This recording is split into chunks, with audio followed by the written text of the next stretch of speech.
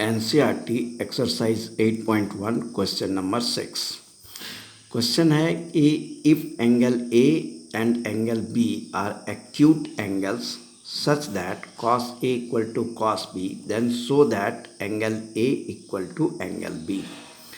Question में देखिए यहाँ क्लियर नहीं किया हुआ है कि ए और बी एक ही ट्रायंगल के एंगल हैं या नहीं हैं।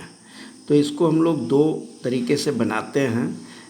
एंगल ए और एंगल बी दो डिफरेंट ट्रायंगल्स में लेते हैं और एंगल ए और एंगल बी को दो सेम ट्रायंगल्स एक ही ट्रायंगल्स में लेते हैं। तो चलिए सबसे पहले हम लोग सेम ट्रायंगल्स में लेके देखते हैं कि एंगल ए और एंगल बी क्या है, एक्यूट एंगल्स है। तो एक फिगर हम लोग ड्रॉ कर लेंगे। ये आपका एक राइट एंगल ट्रायंगल हो गया जिसमें कि ए और बी दो एक्यूट एंगल हैं, ए और बी दो एक्यूट एंगल हो गया। और चलिए इसको हम लोग सी ले लेते हैं, ये राइट एंगल हो जाएगा। अब हम लोग कॉस ए और कॉस बी का वैल्यू निकालते हैं। तो कॉस ए, कॉस जो होता है वो एडजेसेंट और हाइपोटेनस का रेशियो होता है यानी बी बाई एच। तो ए के लिए एडजेसेंट ए सी हो जाएगा, बी बाई एच हम लोग लेते हैं। तो एंगल ए के लिए एडजेसेंट ए सी होगा यानी ए सी, और हाइपोटेनस 90 डिग्री के सामने का साइड ए बी होगा, तो ये हो गया ए बी।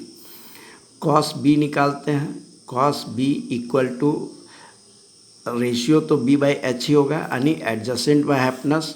तो एंगल बी का एडजेसेंट बी सी हो जाएगा।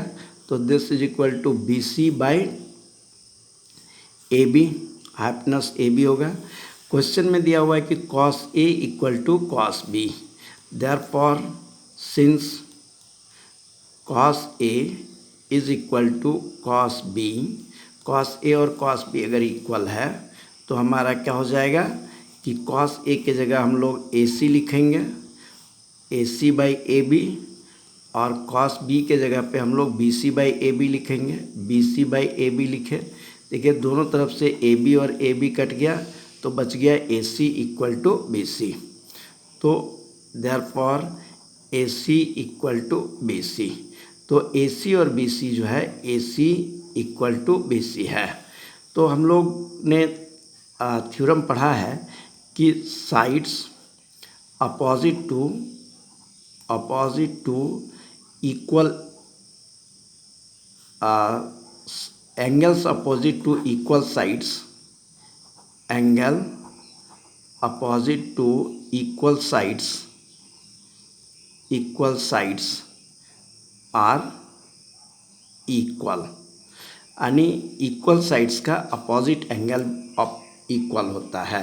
तो ए सी का अपोजिट एंगल बी है, तो हो गया एंगल बी,